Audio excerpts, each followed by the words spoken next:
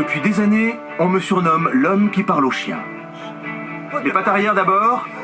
C'est bien, Kiko. Peu de gens connaissent ma véritable histoire. Et comment j'ai échappé à la pauvreté de mon enfance au Mexique pour prendre un nouveau départ aux États-Unis. Je me suis fait connaître dans le monde entier, mais la réussite a un prix. Je voulais tout laisser tomber. Ne plus vivre. Aujourd'hui, je franchis une autre frontière. J'ai un nouveau rêve. C'est mon plus gros pari jusqu'ici. C'est l'heure. Pour la toute première fois, je vous fais partager ma vie. Le bon, le moins bon et le terrible. Pas mal pour un dresseur de chiens mexicain.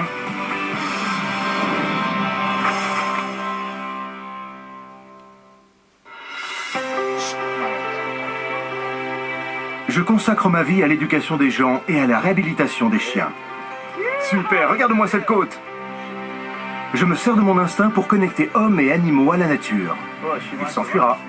En écoutant son instinct, on peut transformer les rapports. Bonjour. Avec nos chiens et avec nous-mêmes. Confiance, respect et amour. Mon émission de télévision a aidé des milliers de gens. Je peux vous prendre dans mes bras? En 1999, j'ai créé mon centre de psychologie canine en Californie. C'est un refuge pour les chiens où je travaille avec ma meute. C'est un domaine pour chiens. Il y a ici tout ce dont ils ont besoin pour être heureux dans la vie. J'y enseigne l'importance de l'harmonie et de l'équilibre. On peut le voir par sa queue. Le centre propose aux maîtres de venir ici avec leurs chiens pour apprendre eux-mêmes. C'est ce qui permet de sentir l'énergie, vous voyez? Allez. J'ai décidé d'arrêter mon émission. Allez, c'est bien. Bon chien. J'ai un rêve encore plus grand. Donner une deuxième chance à tous les chiens. Allez. Le but est de trouver le foyer adapté à un chien particulier. Je prépare une nouvelle série. Le principe, des familles s'affrontent pour adopter un chien que j'ai rééduqué. Je transformerai un chien abandonné en animal de compagnie idéal. Aujourd'hui, je vais encore plus loin dans mon rôle de leader de la meute. Je vais propager mon message sur les scènes du monde entier. Avec un chien, c'est simple, harmonie et équilibre. Ne jamais aller contre la nature. Speaky. C'est extraordinaire comme il arrive à communiquer avec les chiens et à résoudre leurs problèmes.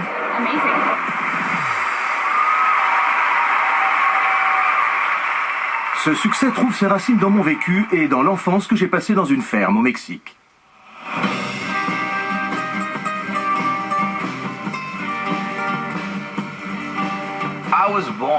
Je suis né à Culiacán, dans le Sinaloa mexicain. On vivait simplement sur une ferme. C'était sommaire, rudimentaire. Je voyais ça comme une malédiction. J'étais pauvre. Je n'avais pas de jouets. Mais au bout du compte, j'avais l'essentiel. Une famille.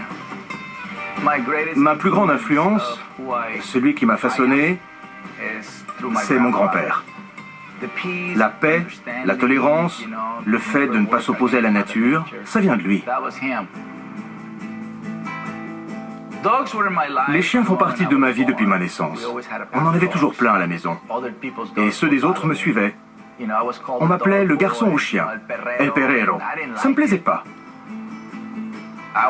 J'ai voulu être chanteur, mais je sais pas chanter. J'ai voulu être acteur, mais je me trouvais pas assez beau. J'ai même voulu être dealer à un moment. C'est ce que j'avais en tête. Ce que je pouvais faire au Mexique. J'ai toujours voulu être quelqu'un.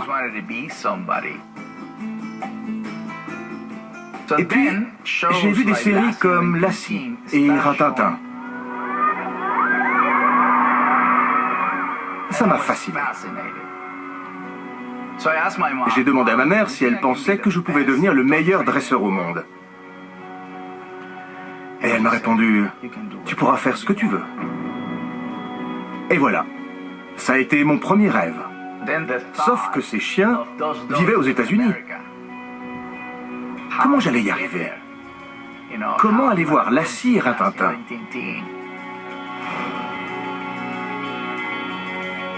J'avais 21 ans quand j'ai décidé de partir pour les États-Unis. Je n'avais pas d'argent, pas de passeport et aucune idée du calvaire qui m'attendait en quittant le Mexique et ma famille.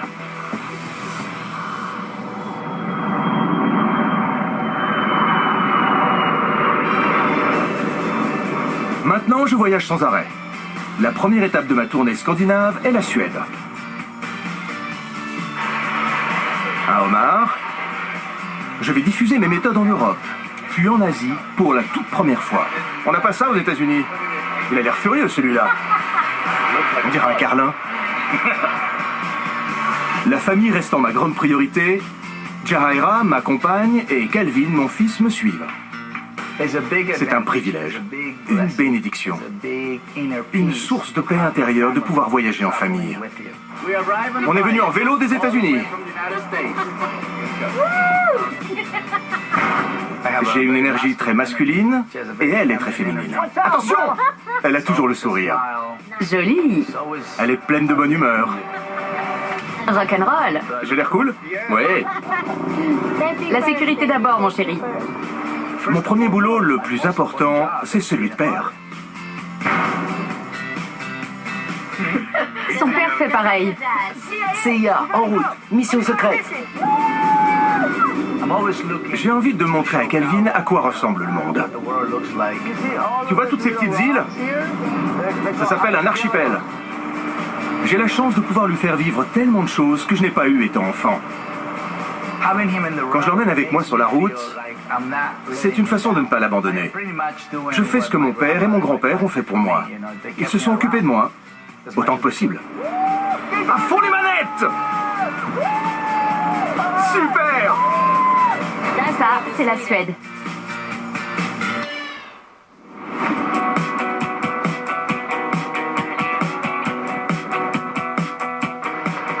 Bonjour! La salle sera pleine. Je parle dans le micro pour faire la balance. Bonjour, bonjour. Ma tournée s'intitule « Écouter son instinct ». Salut Todd. Ou comment le fait de rétablir une certaine stabilité dans sa vie aide à maîtriser son animal. Vous et votre chien n'en êtes que plus heureux. Assis. Bon chien. Bonjour, bonjour, bonjour. Génial. L'enchaînement est très important.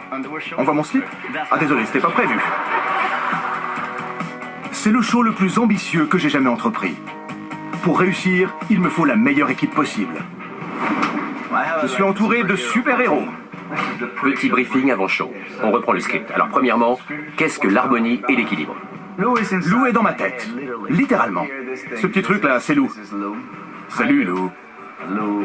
Lou me dit ce que je dois faire. Il me balade sans laisse. Il y a un vieil adage dans le show business. Ne jamais travailler avec des enfants ou des animaux. On est une bande de gamins cernés par des bêtes. Je suis la productrice. En gros, c'est moi qui ai organisé la tournée. On est une équipe très saine, gérée par Tara. Elle mène son monde, elle sait tout. Où on est, quand et comment. C'est parti. Tu me connais. On a forcément besoin de quelqu'un qui assure que tout se fait à temps. C'est Allegra. Il faut que tu y sois à 18h pile. Elle est comme un sergent-instructeur dans l'armée.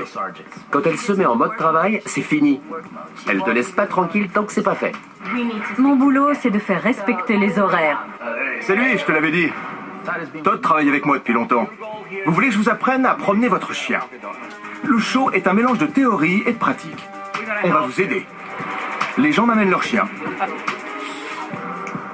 Todd est chargé de faire passer les auditions. Le chien sélectionné est Loki. Et de nous faire entrer en scène à l'heure. César est un vrai pro.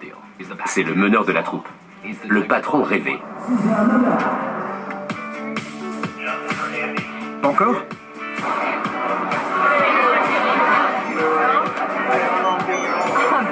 Une grande fan. J'ai étudié sa technique pendant 1 an avant d'avoir un chien.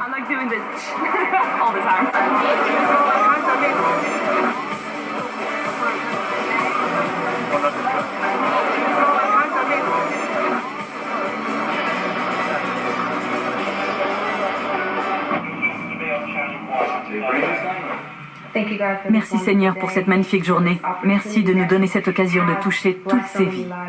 Amen. Amen. Amen. Amen. Amen. Début à 19h30.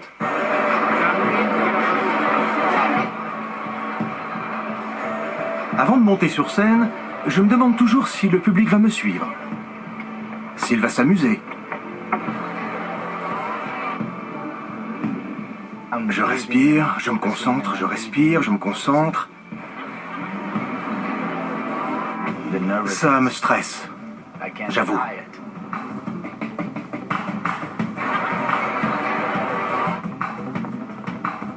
Je suis pas du tout sûr de moi à ce moment-là.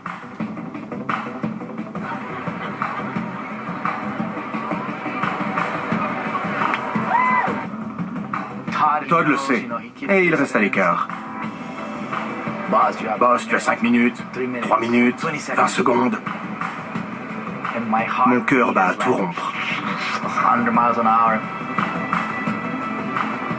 Mesdames et messieurs, faites un triomphe à l'homme qui parlait aux chiens, César Millan.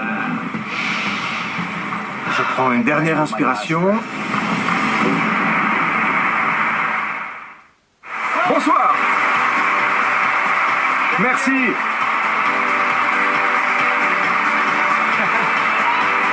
Merci. Merci beaucoup. Merci pour cet accueil. Merci. Pour ceux qui ne savent pas de quelle race je suis mexicain. Ne la regardez pas. Je la regarde pas? Non, vous êtes nerveuse. Ah oui, je suis nerveuse à cause de vous. Ah, c'est de ma faute maintenant. Oh là là. Ce n'est pas un show sur les chiens, mais sur les gens. Mon but est de transmettre aux gens les connaissances que j'ai emmagasinées tout au long de ma carrière. Pour changer la relation que l'on a avec son chien, il faut commencer par soi-même. Le chien est un miroir qui permet de voir comment on se comporte. Dans le monde actuel, l'homme aspire à la gloire, l'argent, ce qu'on appelle le succès. Ce qu'il faut faire, c'est se débrancher du monde moderne et retrouver la nature. Le chien a besoin d'un maître à la fois fort et calme. Ils apprécient la dimension pratique quand je suis sur scène avec une personne. Ce qu'ils aiment, c'est ce que je suis, le type qui est capable de rectifier une situation. Et en direct.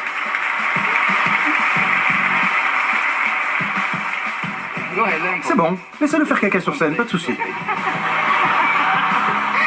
C'est ça l'instinct. J'ai passé une excellente soirée avec vous. Merci 1000 fois de votre accueil. Merci.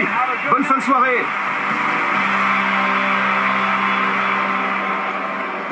C'est une leçon d'humilité. Bravo. On n'a jamais entendu parler d'un dresseur de chiens remplissant les stades. Je suis conscient de la chance que ces gens me donnent. C'est grâce à eux que je peux venir dans leur pays et transmettre le savoir de mon grand-père.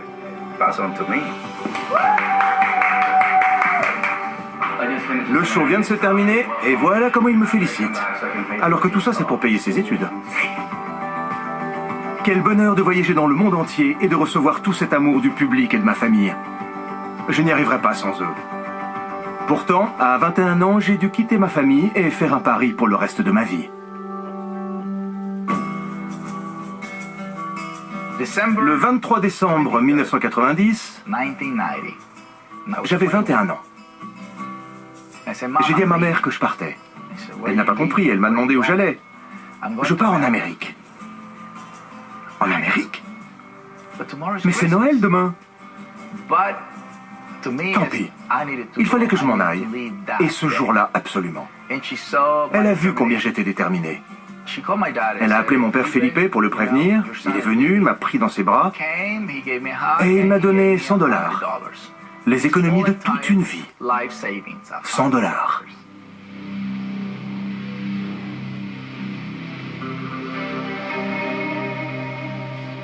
J'étais sûr de me débrouiller. Les gens avaient réussi, pourquoi pas moi? Ça ne pouvait pas être si compliqué.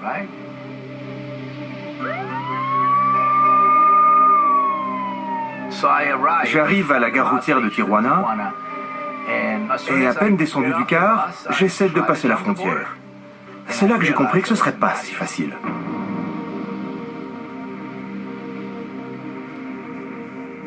Pendant 2 semaines, j'ai testé différents horaires. Le matin, l'après-midi, la nuit. J'ai tout essayé. J'ai longé toute la clôture à pied. Je n'ai pas trouvé de passage. Si on sait prendre, c'est fichu. Ce que je faisais, c'était de me laisser attraper par les services de l'immigration quand j'étais affamé. Je savais qu'on me donnerait un sandwich et un soda. Je me suis rendu compte que je n'y arriverais pas seul. J'ai essayé de me joindre à un groupe guidé par des passeurs payés.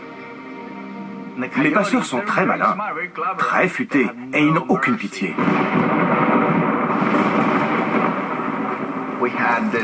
C'était un hiver de très fortes pluies.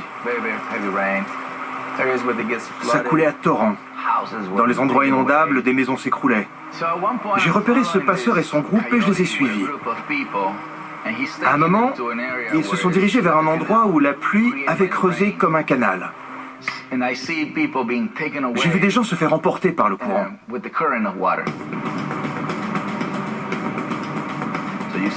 J'ai vu des personnes âgées, des femmes enceintes dériver et disparaître. Et le passeur, tout ce qu'il dit, c'est « Suivez-moi !» Il se fiche des plus faibles. Les familles n'ont plus qu'à pleurer.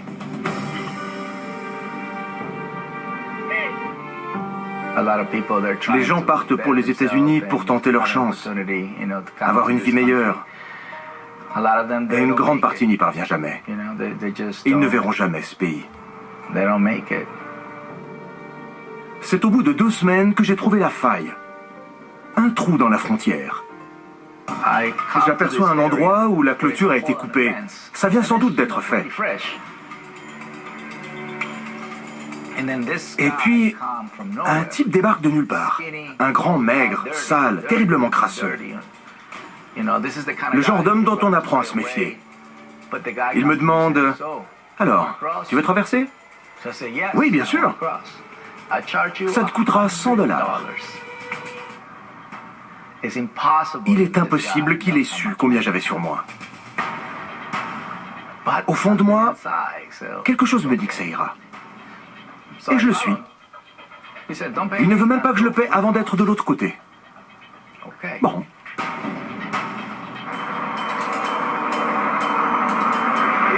Frontière internationale. Frontera internationale.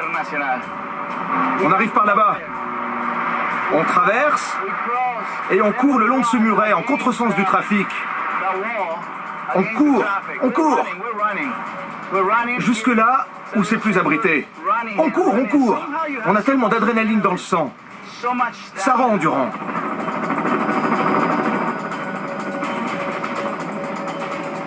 Une cachette.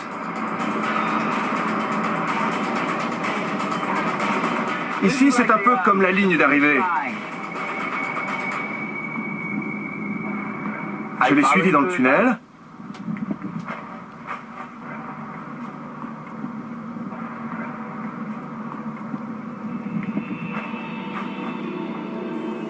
Et là, j'ai cru qu'il allait me tuer. On entend plein d'histoires de passeurs tuant les migrants.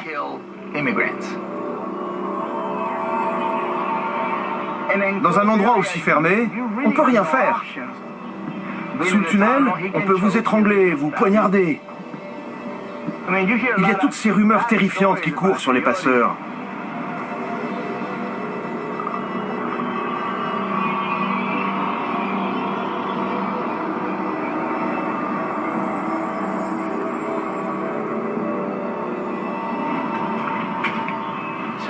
Et là, il me dit d'attendre, qu'il va aller chercher un taxi. J'attends, trempé jusqu'aux os, couvert de boue. Il siffle, me fait signe. Je sors vers ce petit arbre-là. Et le taxi est juste là. Le type me dit de me cacher le visage avec un magazine. On part par là, on fait une boucle et on part sur l'autoroute. On est dans la station-service où ma vie américaine a commencé.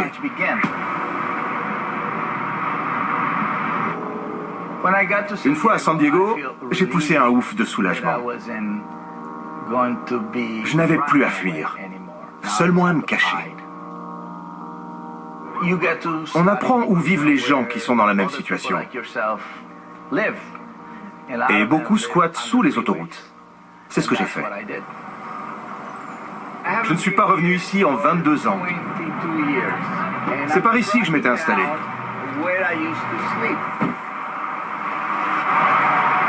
Tu te trouves un carton, et puis tu cherches où te mettre.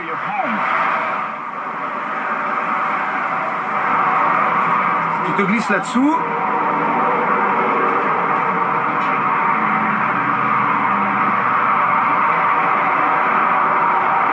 Et tu dors.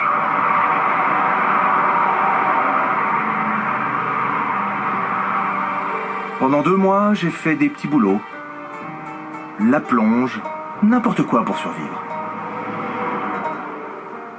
Ensuite, on découvre les magasins ouverts 7 jours sur 7. 24 heures sur 24, les menus spéciaux, avec des hot dogs pour 99 cents. Pour moi, c'était de l'or. C'est tout ce qu'il me fallait. Pour $1 par jour, j'avais 2 hot dogs. Je n'en reviens pas des épreuves que j'ai surmontées pour faire ma vie ici. Est-ce que je le referais? Non. Non. En revenant ici après toutes ces années, je me rends compte que mon pays n'est pas défini par des frontières. J'appartiens à la communauté mondiale. Mon rêve est d'inspirer les gens du monde entier à devenir leur propre meneur de troupes.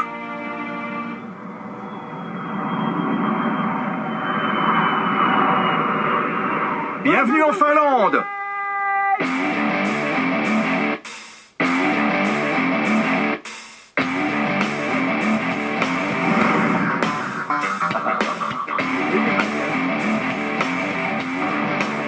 C'est du renne? Tout à fait. C'est vrai? Oui, oui. C'est de la viande de renne? C'est bon. C'est pas Rudolf. Pas mal. Hey, vous êtes celui qui parle avec les chiens? Oui, effectivement, je parle aux chiens. Une photo? Bien sûr. Si vous saviez combien de fois on m'a dit que je vous ressemblais. Une dernière? Go!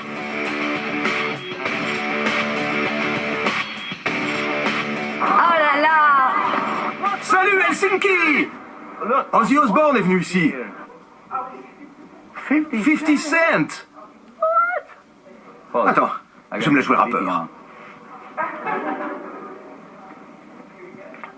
Oh, les Pussycat Dolls! Les Fugees, avec Lauryn Hill. Oh, je l'adore. Tous ces gens! Céline Dion! Whitney Houston! Cher, Bon Jovi, Kiss. Je suis le premier dresseur de chiens. Un maître chien sur la même scène que les plus grands chanteurs du monde. Je n'aurais jamais imaginé ça quand j'ai enfin mis les pieds à Los Angeles il y a 21 ans, déterminé à réussir et en beauté.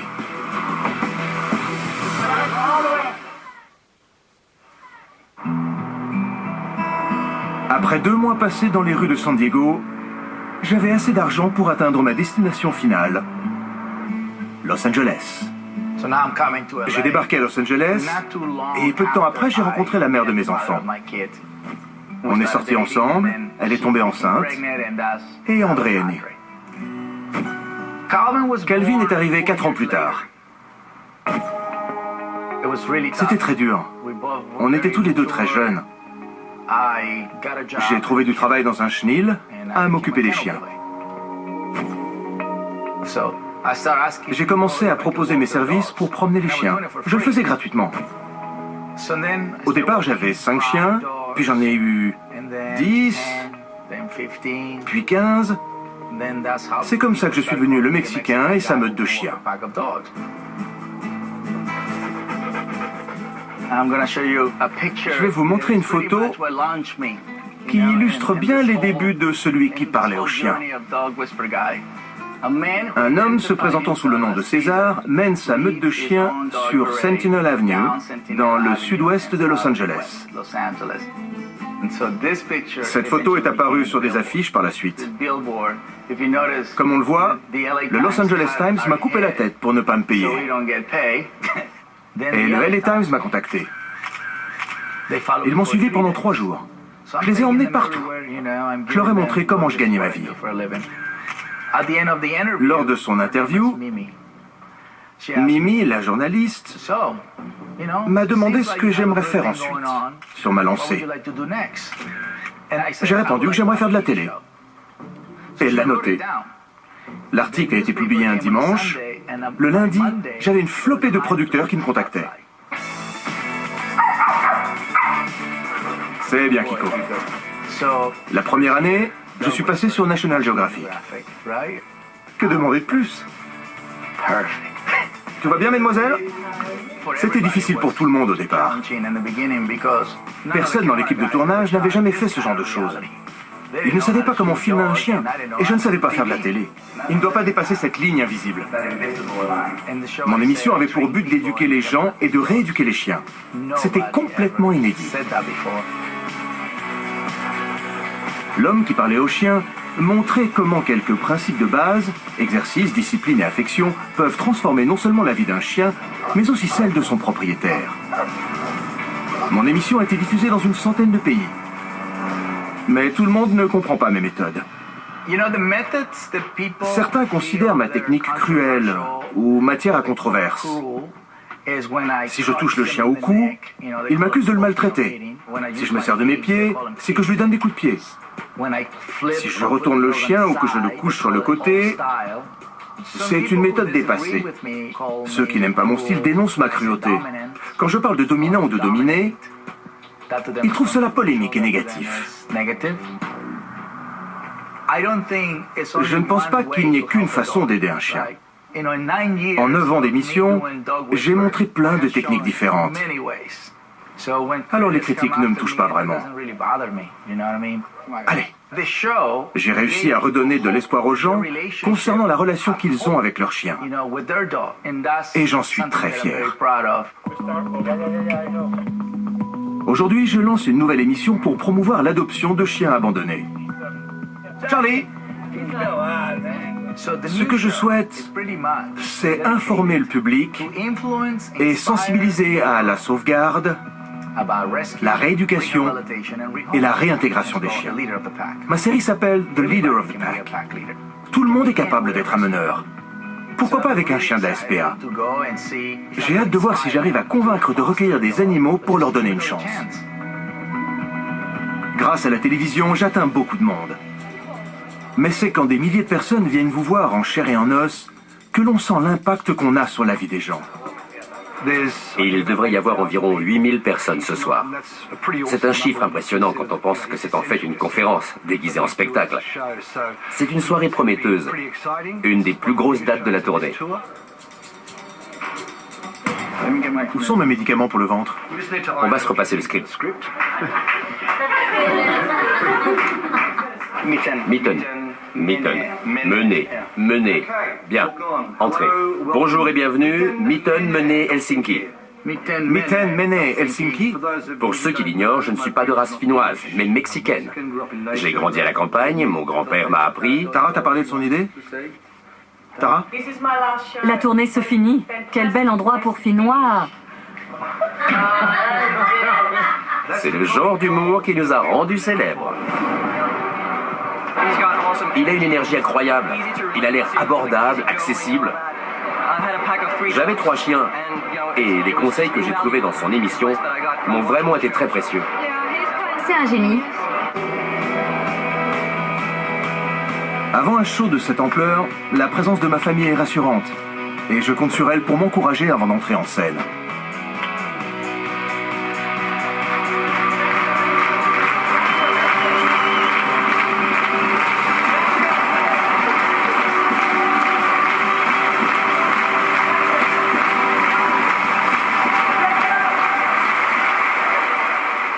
Mitten, Menez, Helsinki!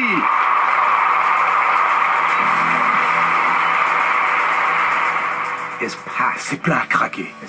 Il y a des gens jusqu'en haut qui crient mon nom, me remercient, me disent qu'ils m'aiment. C'est extraordinaire d'en arriver là. Ce genre de public est plutôt réservé à un chanteur ou à un groupe de rock. Mais pour un dresseur, Jamais. La scène a tremblé quand il est entré. Je crois que même lui a été surpris. Ils donnent de la voix, mais ils savent aussi se taire. Ce qui veut dire qu'ils écoutent. C'est une sensation fantastique. Les chiots grandissent. Pensons à nos propres ados. Aujourd'hui, les chiens ne sont pas comblés, parce que leurs propriétaires font tout pour eux. Comment tu fais quand tu veux des tacos chez ta grand-mère? On interprète un sketch montrant comment la grand-mère de Calvin le gâte. Tout comme nous chouchoutons nos chiens. Moi je suis toi, et toi tu es grand-mère. Avant, je partais seul en tournée, c'était pas évident. Là, j'ai un de mes enfants avec moi. Je sais à quoi il passe ses journées. Il me rejoint sur scène et je vois les progrès qu'il fait. Il est doué. Quand j'étais petit, ma mère m'a fait prendre des cours de judo pour endiguer mon énergie rebelle. Comme je vois que Calvin partage ce trait de caractère, je lui ai donné un rôle dans le show. C'est une manière de concentrer ses ardeurs. Grand-mère, je veux un bout de renne.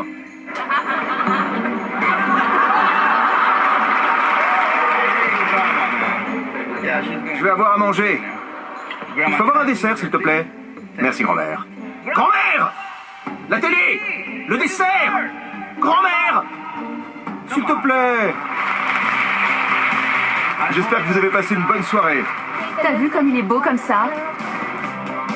Ce soir, j'invite mon équipe au restaurant pour fêter notre dernier jour en Scandinavie.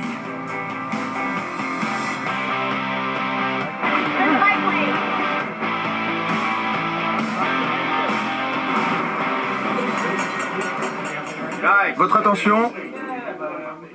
J'aimerais vous remercier de participer à mon rêve. À vous. Encore une fois, merci mille fois pour votre travail et merci aussi à vos familles qui restent à la maison. Chaque membre de la tribu compte. Santé et encore merci.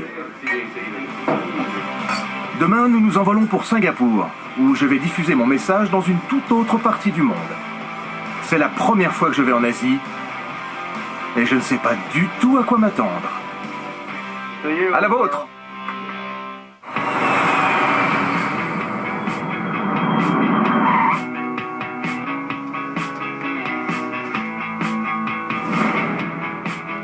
Singapour, c'est magnifique. L'accueil, les gens, la nourriture. Le premier jour, on a pu visiter la ville, s'imprégner de l'atmosphère. Allô? J'étais toiletteur pour chiens. C'est vrai? Je n'ai jamais vu aussi détendu en tournée. Singapour! Ouah, j'aurais jamais imaginé venir ici un jour. Je passe un super moment ici. Je m'attendais pas du tout à ça. Je suis un Mexicain hyper dynamique. Je peux rien y changer. J'ai l'un des plus beaux métiers du monde, et de loin. Je rassemble des gens autour du message, formant une seule et unique meute dans ce monde.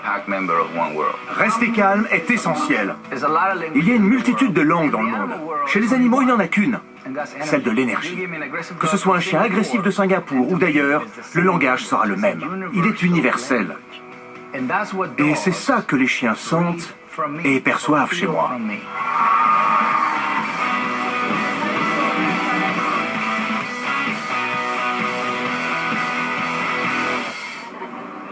À Singapour, je tiens à montrer que n'importe quel chien peut être rééduqué.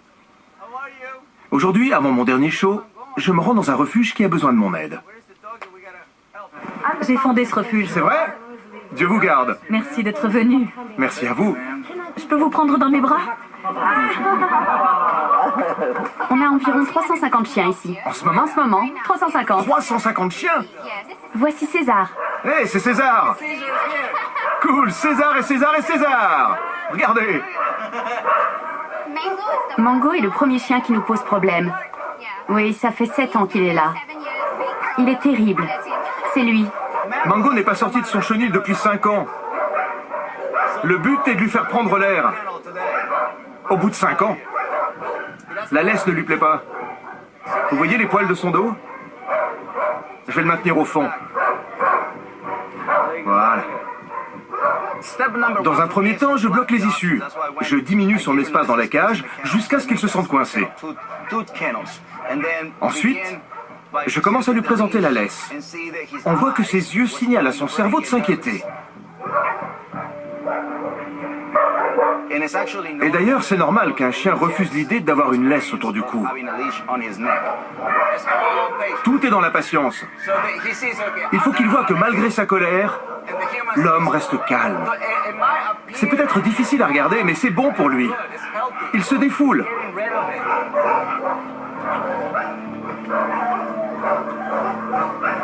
Bienvenue dans la piscine.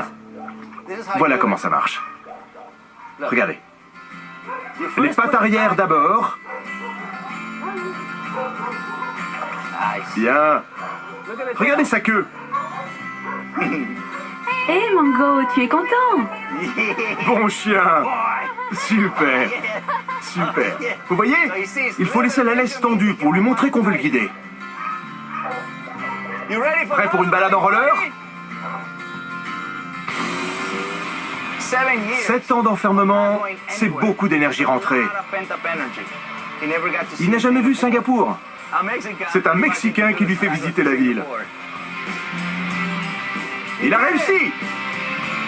C'est exactement le message que je cherche à diffuser. T'as ce qu'il faut? Non, j'ai pas de chaussettes. C'est le dernier jour de ma tournée euro-asiatique. La salle de spectacle est juste à côté. Incroyable. Un type qui dormait sous un pont d'autoroute se retrouve ici. Quelle vue! Admirez un peu. Je suis le genre de père qui rappelle sans arrêt à ses enfants qu'il ne faut pas oublier d'où on vient pour savoir où on va. Surtout pas. J'aime me souvenir des belles choses et pour moi, les épreuves en font partie. Plus tard, on en récolte les fruits. Et même au sommet du monde, quand on a tout ce dont on rêvait, la vie peut vous jouer de mauvais tours. J'ai divorcé il y a 3 ans. J'étais en Angleterre, elle m'a appelé et m'a dit « On divorce ». Bon. C'était un coup dur, une vraie surprise. J'ai fait une grosse dépression. J'ai perdu beaucoup de poids. Je me suis retiré du monde. Même ma meute a senti que je n'étais plus un leader stable, et certains sont partis aussi. Je voulais tout laisser tomber.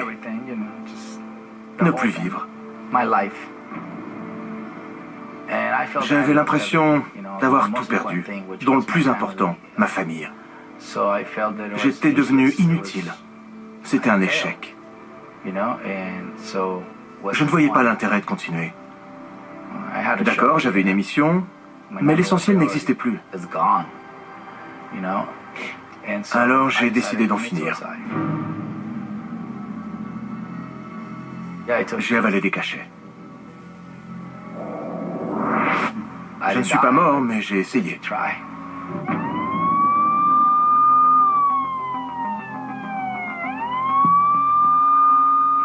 J'ai été transporté à l'hôpital.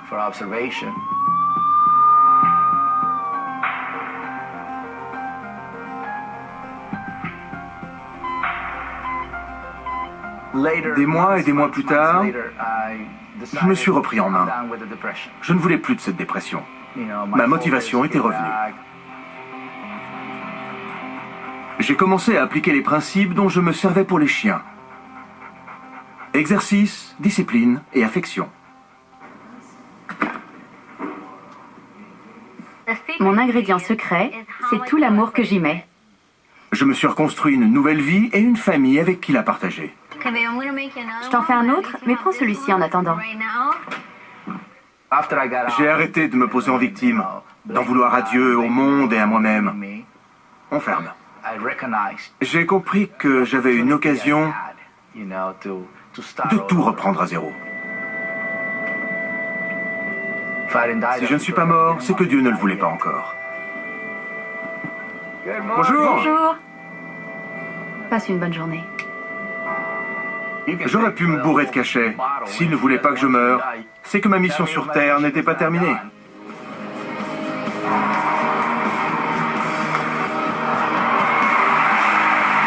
Singapour! Merci, merci.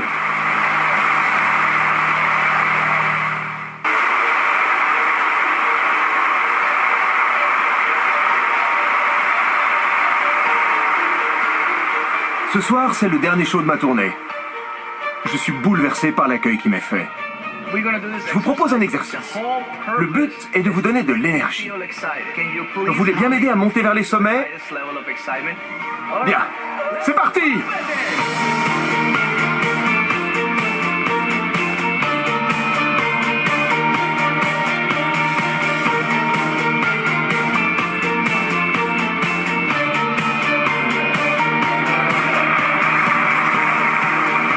Quelle belle soirée!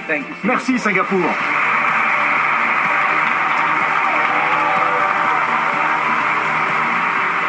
Singapour!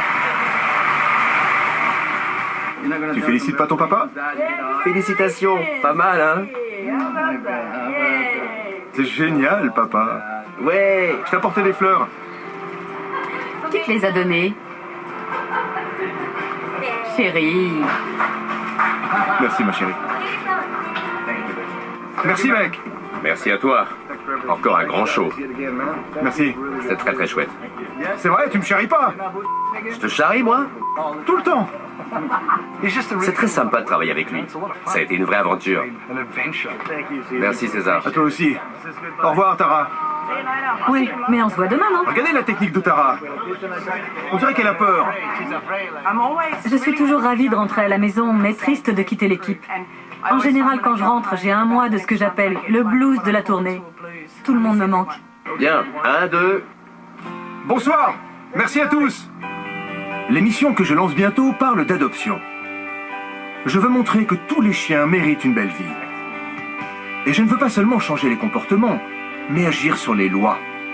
C'est pour cela qu'on va manifester à Washington. Bonjour, ça va? Nous voulons demander aux politiciens de légiférer pour en finir avec l'euthanasie des chiens délaissés. C'est sans doute la plus grande manifestation que vous ayez organisée. Félicitations, vous devez être content. C'est un rêve qui se réalise. Ça fait de nombreuses années que je souhaite venir à Washington.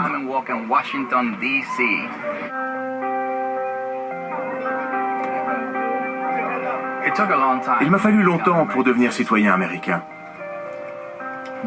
Le 25 mars 2009, j'ai reçu la nationalité américaine. Regardez, je souris. Il est interdit de sourire sur un passeport, mais je ne pouvais pas m'en empêcher. J'attendais ça depuis tellement longtemps. On se sent accepté, comme si, ça y est, on faisait partie de la bande. Pour moi, tout être humain a la responsabilité d'essayer d'améliorer son pays. Aujourd'hui, je peux aider le gouvernement. Nous sommes ici pour attirer l'attention sur un problème qui me tient à cœur. C'est la raison pour laquelle j'ai fondé la fondation César Millan, qui a pour objectif de promouvoir la rééducation et l'adoption des chiens délaissés et abandonnés. Montrons à nos leaders que nous pouvons changer le monde. Allez, en route! C'est parti! Je suis convaincu que la manière de traiter les chiens a un effet sur les rapports que l'on a entre nous. Quand j'ai passé la frontière, j'ai enfreint la loi. J'ai enfreint les règles d'un pays. Mais je n'avais pas le choix pour survivre et pour réaliser mon rêve. C'est pour cela qu'on parle du rêve américain. Mais je participe au changement. Si je n'avais pas tenté ma chance, je n'aurais pas pu apporter ma contribution. Tout ce que je suis me vient du Mexique. Tout ce que je suis devenu me vient des États-Unis. Ces deux pays m'ont permis d'accomplir des choses très importantes à mes yeux. Encore une fois!